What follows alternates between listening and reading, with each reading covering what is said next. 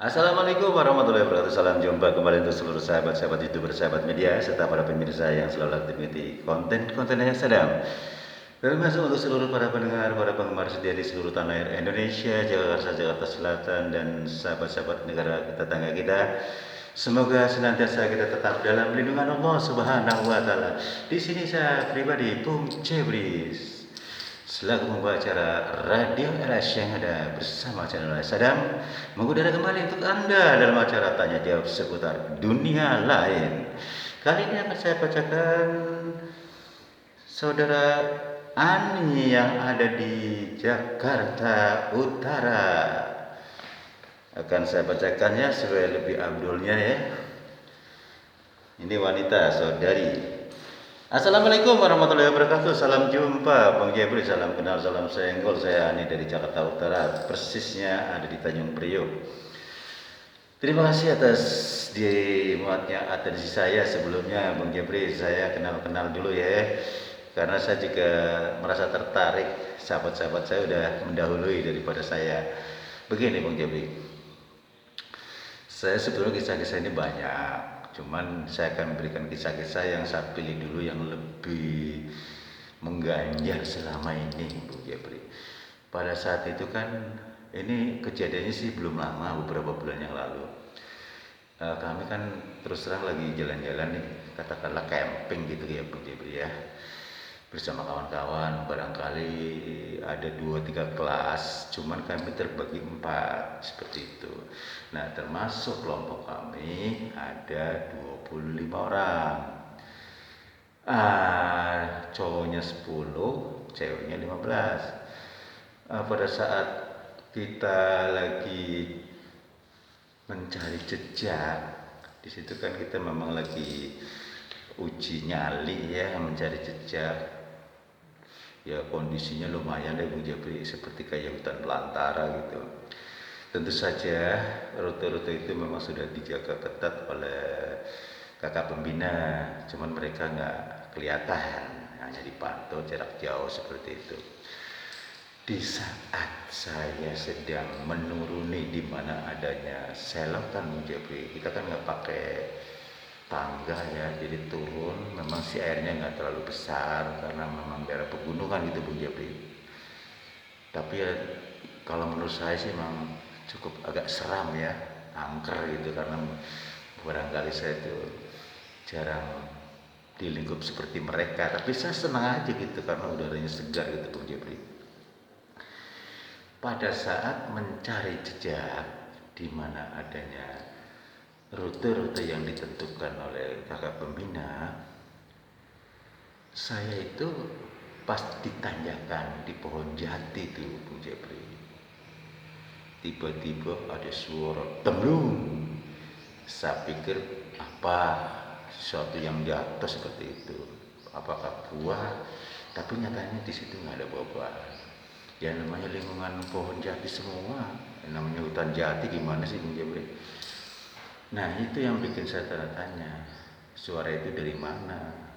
Kalau memang benda jatuh atau buah jatuh, pasti ada pohonnya. Di sini kan nggak ada buah-buahan seperti itu Bung Jepri. Lantas saya lanjutkan, kebetulan kami bertiga. Nah, lagi jalan kami persis bertiga, ya hanya jarak 2 meter lah gitu Bung Jepri. Tapi saya yang bikin bingung, teman-teman saya nggak dengar kalau ada suara demblung kencang banget Bung Jepri ya. Cuman saya aja gitu, anak-anak asik aja jalan gitu. Nah, keempat anak tersebut, 4 termasuk saya, yang pas satu titik, saya paling belakang Bung Jepri. Ya hanya selang 2-3 meter lah gitu. Begitu pas tanjakan, teman saya kira-kira udah lebih jauh lagi 10 meter, saya ada di belakang. Suara itu datang lagi Bung Jepri, tapi bukannya saya memperhatikan suara itu di mana, yang saya perhatikan adalah teman saya yang di depan. Apakah teman saya mendengarkan suara itu? Saat dalam hati saya mengatakan demikian. Ternyata mereka asik-asik aja Bung Jepri. Lantas tiba-tiba pas di tikungan, kebetulan di depan itu ada tikungan. Nah saya dapat suara Bung Jepri, Wanita, tunggulah. Kau kedapatan suara 2 kali. Tidak mungkin teman Anda akan mendengarkan suara itu. Hanya untuk engkau seorang. Kata suara itu mengatakan demikian, Bung Jepri. Saya semakin merinding dan takut, Bung Jepri. Antara saya pertahankan atau lari ya. Tapi di satu sisi saya penasaran, Bung Jepri. Akhirnya karena saya suruh berhenti, saya langsung mengembalikan badan pada saat di tikungan itu. Saya sambil melihat kanan kiri, mana orangnya, ada suara, gak ada wujud. Suara itu laki-laki, Bung Jepri. Lantas dia melanjutkan pembicaraan. Anak muda, perhatikan salah satu pohon jati ini. Di sebelahnya ada pohon pisang. Datanglah di pohon pisang itu. Lantas saya tuh walaupun agak-agak takut gitu, Bung Jepri ya, saya datangi si pohon pisang itu. Memang di dekat pinggiran pohon jati itu ada beberapa pohon pisang ya, ada di tebing, ada yang udah berbuah, ada yang masih ada jantung gitu, Bung Jepri. Saya datangi tuh jantung itu. Begitu saya melihat di situ, ada apa ya? Ini kan cuma pohon pisang, saya katakan demikian. Terus ada yang udah berbuah, ada yang belum gitu. Maksudnya datang suruh ngapain ya? Terus lantas saya tiba-tiba spontanitas. Assalamualaikum warahmatullahi wabarakatuh. Mohon maaf, yang saya dengarkan adalah laki-laki. Mohon tunjukkan diri Anda. Kalau memang Anda ingin membantu saya, tunjukkanlah diri Anda. Bicaralah langsung. Berapa kali mendengarkan suara, tapi tadi saya tidak mengetahui siapakah Anda dan di mana Anda berada. Apa maksudnya? Mohon wujudkan diri Anda, bicaralah langsung dengan saya. Lantas suara itu mengatakan, anak muda, kau tidak usah khawatir. Nanti kau akan tahu pada akhirnya. Coba kamu duduk di situ di depan, di mana adanya pohon pisang yang sudah berbuah, yang masih terdapat adalah jantung. Akhirnya saya ikutin Bung Jepri duduk di situ. Tiba-tiba ada suara keresak-kesak, nggak lama kemudian adanya di pongkol bagian bawah. Nah di situ kan kebetulan memang rumputnya kan subur Bung Jepri ya. Jadi saya nggak melihat jelas gitu, ada gerakan-gerakan gitu. Tiba-tiba Bung Jepri nongol. Di sujudnya seperti bola-bola, kayak kristal Bung Jepri, karena ditembus pandang. Dia ada cahaya warna-warni, seolah-olah hidup gitu Bung Jepri. Di situ bersuara lagi, anak muda, ambillah. Ini yang dimaksud. Inilah yang kau dapatkan. Si bola kristal bertuah. Ambillah dan simpanlah dengan baik. Katanya seperti itu Bung Jepri. Lantas saya ambil, saya masukkan ke tas, saya melanjutkan perjalanan. Di situ antara saya memikirkan masalah ini, kejadian ini, termasuk saya mengejar kawan-kawan Bung Jepri. Lantas begitu, katakanlah singkat kata Bung Jepri ya, setelah saya kembali ke rumah, kami udah habis selesai perkemahan. Ceritanya sudah 2-3 hari saya bermimpi di rumah Bung Jepri. Yang mimpi pertama apa? Anak muda, kau tidak usah takut. Saya tahu orang tua Anda orang yang bukanlah berkecukupan tapi minus ekonominya. Engkau lah yang orang pertama yang akan membantu sebagai penopang ekonomi keluarga. Dekatkan diri Anda di mana adanya bola kristal tersebut. Kata suara itu mengatakan begitu Bung Jepri berdasar mimpi. Dan kau usap sambil mengucap apa yang kau minta. Di situ sepi begitu. Anak banget minta apaan ya?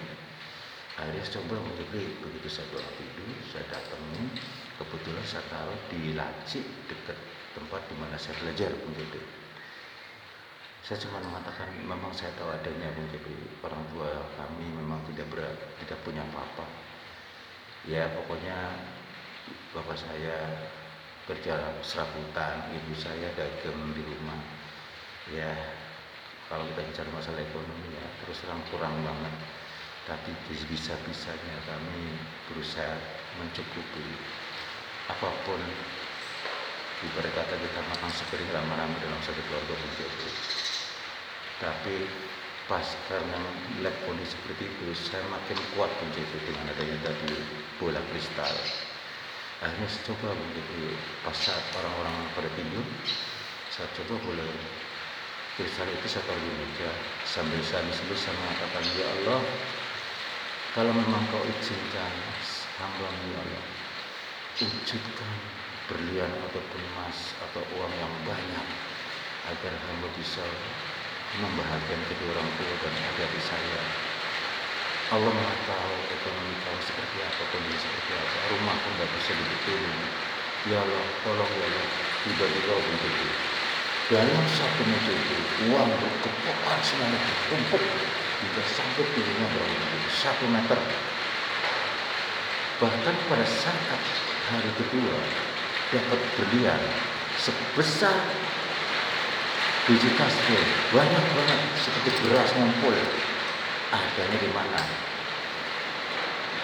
Di laci almari saya yang terdapatkan bola kristal tadi. Hingga sampai sekarang begitu. Kalau nggak salah kejadian itu 3 bulan ini berjalan. Hasil alhamdulillah begitu. Jadi orang tua saya punya usaha sendiri supermarket. Saudara-saudara saya kan masih kecil-kecil, saya sekolah, saya kuliahin gitu. Nanti rumah dibagusin, dan kami tidak lupa membagikan 2,5% kepada orang-orang yang sangat membutuhkan di lingkungan saya, termasuk saya tentang ke daerah Kampung, karena saya tahu adanya banyak orang sangat membutuhkan, yang fakir miskin, yang yatim piatu seperti itu begitu. Alhasil alhamdulillah saya dapat bisa membagikan orang tua, saudara-saudara saya, hingga sampai saat ini. Dia terserang begitu, uang itu nggak pernah habis. Di almari saya letakkan di almari kan, mana bertambah terus begitu. Mohon caranya begitu. Apakah uang itu halal? Dan dari mana uang itu sebenarnya? Terutama masalah suara itu sampai sekarang belum saya ketemukan, hanya suara saja. Dan dari mana batu kristal tersebut? Mohon pencerahan begitu dan solusinya. Terima kasih atas saya begitu. Wassalamualaikum warahmatullahi wabarakatuh. Waalaikumsalam warahmatullahi wabarakatuh. Untuk saudaraku yang ada di Tanjung Priok ya, Jakarta Utara, mudah-mudahan Anda dalam keadaan baik bersama keluarga. Terima kasih atas bergabungnya Anda bersama Radars yang ada di channel Asadam. Untuk kembali kepada saudaraku yang ada di Tanjung Priok, bahwasanya batu kristal bertua itu adalah hanya jelmaan. Ada saatnya dia akan menghilang begitu saja, tergantung sepemiliknya. Ya, kalau sepemiliknya tetap bersih, tawadu, istiqomah, dan selalu berbagi 2,5% kepada orang-orang yang sangat membutuhkan, insya Allah Allah akan berikan yang lebih buat Anda, tidak akan pernah kekurangan, karena Anda selalu memberikan kebaikan kepada orang lain, baik fakir miskin, orang jompo dan sebagainya, termasuk tempat ibadah seperti itu ya. Seperti yang Anda rasakan tadi, uang itu bertambah dan bertambah seperti itu ya. Subhanallah, sehingga Anda merasakan kedua orang tua Anda punya usaha, saudara-saudara Anda disekolahkan, dikuliahkan, dan bahkan rumah pun semakin membaik. Jadi rumah gedungan tapi menjadi perawat ya. Jadi untuk saudaraku yang ada di Tanjung Priok, saya menggarisbawahi buat Anda ya, lebih mendekatkan diri kepada Allah, tetap tawadu, istiqomah, dan 3/4 malam dijaga sholat ya. Insya Allah Anda akan mengendalikan bola kristal tersebut.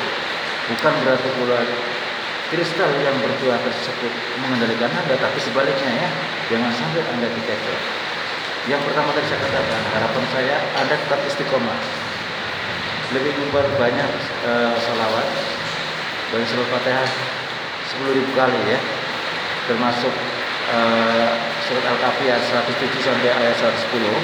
Ini gunanya buat penguncian, buat menyetir ya, buat mengendalikan di mana adanya Anda kedapatan batu kristal bertua seperti itu ya. supaya Anda tidak akan pernah terkecoh oleh hal-hal yang bersifat benda virtual. Biar bagaimanapun benda virtual tersebut memiliki nyawa dan Anda akan dikecoh. Yang dikhawatirkan kita hanya jaga-jaga.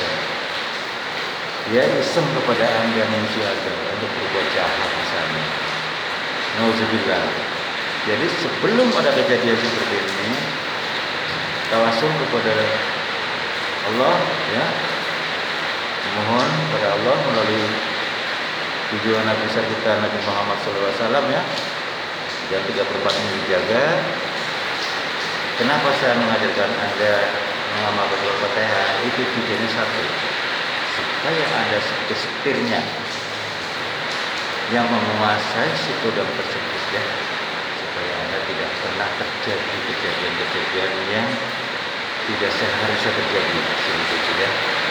Demikianlah saudaraku yang ada di Tanjung Priok, semoga ada solusi dan pencerahan dari saya tentang mengenai bola kristal bertuah, ya. Semoga bermanfaat untuk selamanya, ya, untuk saudaraku yang ada di Tanjung Priok. Tetap istiqomah, ya, dan apapun yang harus diamalkan perhatikan itu, ya. Andai kata Anda kurang puas adanya pencerahan dari saya, itu silakan Anda datang ke tempat di mana adanya radio RS yang ada, ya. Demikianlah saudara pendengar yang berbahagia di seluruh tanah air Indonesia maupun di Jakarta, Jakarta Selatan dan sekitarnya, dan negara-negara kita, semoga kita senantiasa tetap dalam lindungan Allah Subhanahu Wa Taala. Insya Allah kita jumpa lagi pada suatu waktu bersama dengan acara tanya jawab seputar dunia lain. Karena waktu juga kami harus turun dari udara. Akhirnya apabila ada salah kata, sengaja saya pribadi selaku pemain pembawa acara radio RS yang ada di channel saya, mohon maaf. Wassalamualaikum warahmatullahi wabarakatuh.